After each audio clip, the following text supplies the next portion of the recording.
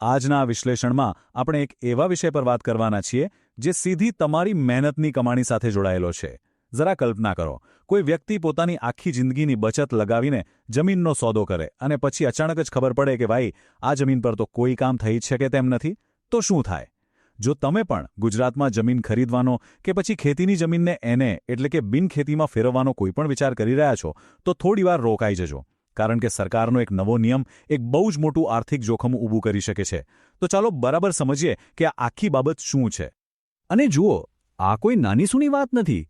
અહીં શાબ્દિક રીતે લાખો રૂપિયા દાવ પર લાગેલા છે. જો જમીન ખરીદનારને આ નવા સરકારી નિયમ વિશે સાચી કે પૂરતી જાણકારી ન હોય તો તેમના લાખો રૂપિયા રાતોરાત અટવાઈ શકે છે. પૂરતી તપાસ વગર જમીન ખરીદી લીધી તો સમજો કે તમારા પ્રોજેક્ટ્સ મહિનાઓ સુધી લટકી શકે છે અને મૂડી પૂરેપૂરી ફસાઈ શકે છે.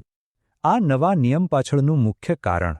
હવે સરકારે આવું કેમ કર્યું? તો પહેલાં એવું થતું કે જ્યારે પણ સરકારની જમીન સંપાદનની કાર્યવાહી ચાલતી હોય ત્યારે કેટલાક લોકો ફટાફટ પોતાની જમીનને એનેમાં ફેરવી દેતા.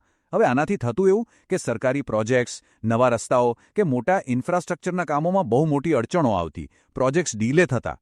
એટલે આ સમસ્યાનો કાયમી ઉકેલ લાવવા માટે મહેસૂલ વિભાગે હવે આખી પ્રક્રિયાને એકદમ સ્પષ્ટ અને કડક બનાવી દીધી છે. એને મંજૂરી પર આની સીધી અસર. તો હવે સ્વાભાવિક રીતે જ એક મોટો પ્રશ્ન ઊભો થાય છે કે આ નવો નિયમ આખરે કહે છે શું? આનાથી રાજ્ય સરકાર અને સ્થાનિક અધિકારીઓ વચ્ચે માહિતીની આપ-લેમાં શું ફેરફાર આવશે? ચાલો આ નવી પ્રક્રિયાને સ્ટેપ બાય સ્ટેપ સમજીએ. નવી સિસ્ટમ પ્રમાણે હવે જ્યારે પણ કોઈ મોટો સરકારી પ્રોજેક્ટ આવવાનો હશે ત્યારે સરકાર શરૂઆતમાં જ એ આખા વિસ્તારને આઈડેન્ટિફાય કરી લેશે. ત્યારબાદ જે ગામોને અસર થવાની શક્યતા છે તેની એક એડવાન્સ યાદી તૈયાર થશે અને આ લિસ્ટ સીધું જ જિલ્લા કલેક્ટરને મોકલી દેવામાં હશે.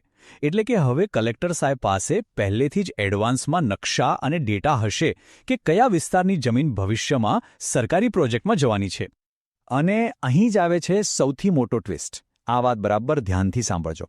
જેવી આ એડવાન્સ યાદી કલેક્ટર પાસે પહોંચશે કે તરત જ તે ચોક્કસ વિસ્તારો માટે એને મંજૂરીની પ્રક્રિયાને તાત્કાલિક અસરથી અટકાવી દેવામાં આવશે.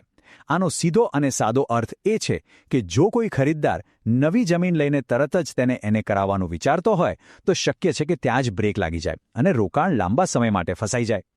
શું આનાથી આખું ગામ પ્રભાવિત થશે? હવે ઘણા લોકોને એવો ડર લાગી રહ્યો છે કે શું આખું ગામ બ્લોક થઈ જશે? તો જવાબ છે ના. ગભરાવાની જરૂર નથી. નિયમ એકદમ સ્પષ્ટ કહે છે કે માત્ર એવા જ સર્વે નંબર અસરગ્રસ્ત થશે જે જમીન સંપાદન હેઠળ આવવાની સંભાવના હોય. એટલે કે આખો વિસ્તાર કે આજુબાજુની દરેક જમીન માટે પ્રક્રિયા બંધ નહીં થાય. આ રોક માત્ર ને માત્ર એવા જ સ્પેસિફિક સર્વે નંબરો પર લાગશે જેને ભવિષ્યના પ્રોજેક્ટ માટે સરકારે માર્ક કર્યા હોય. તો હવે સવાલ એ છે કે આ બદલાવથી કોણે સૌથી વધુ સાવચેત રહેવાની જરૂર છે? ખાસ કરીને જે લોકો નવા પ્લોટ ખરીદી રહ્યા છે, જમીનમાં મોટું રોકાણ કરવા માંગે છે અથવા તો પોતાની ખેતીની જમીનને રહેણાંક કે કમર્શિયલ હેતુ માટે એને કરાવવાનું પ્લાનિંગ કરી રહ્યા છે, તેમને ખૂબ જ એલર્ટ રહેવું પડશે. હવે માત્ર કોઈ બ્રોકર કે હાલના જમીન માલિકની વાતો સાંભળીને આંખ બંધ કરીને રોકાણ કરવાનો સમય ગયો. અને ખબર છે, લોકો મોટાભાગે થાપ ક્યાં ખાઈ જાય છે? લોકોની સૌથી મોટી ભૂલ એ હોય છે કે તેઓ માત્ર જૂના અને સામાન્ય દસ્તાવેજો જોઈને જ ડીલ ફાઇનલ કરી દે છે. પણ તેઓ એ ચેક કરવાનું સાવ ભૂલી જાય છે કે આ જમીન કોઈ પ્રસ્તાવિત સરકારી પ્રોજેક્ટ કે ડેવલપમેન્ટ ઝોનમાં તો નથી આવતી ને? યાદ રાખો, હવે માત્ર બેઝિક કાગળિયા જોઈ લેવા એ પૂરતું નથી રહ્યું. જમીન ખરીદી પહેલાં આ 4 બાબતો અચૂક ચકાસો. હવે તમારી મૂડી સુરક્ષિત રાખવા માટે આ મસ્ટ ચેકલિસ્ટ નોંધી લેજો. પહેલું, હંમેશા 7/12નો ઉતારો અને જમીનની માલિકીની વિગતો સંપૂર્ણપણે ચકાસો. બીજું, તમે જે જમીન લઈ રહ્યા છો તેના ચોક્કસ સર્વે નંબરની કરંટ સ્થિતિ શું છે તે તપાસો. ત્રીજું, એ ખાસ ચેક કરાવો કે ત્યાં સરકારનો કોઈ પ્રસ્તાવિત રોડ કે નવો ઝોન તો નથી આવવાનો ને?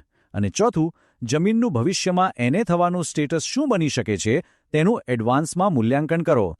એક નાનકડી બેદરકારીથી બચવા માટે આ 4 વસ્તુઓ ચેક કરવી હવે ફરજિયાત સમજી લો. અને અંતમાં એક પ્રશ્ન ખરેખર વિચારવા જેવો છે. શું સરકારનો આ નવો નિયમ એકદમ યોગ્ય છે કે પછી તે સામાન્ય નાગરિકો માટે નવી મુશ્કેલીઓ ઊભી કરશે?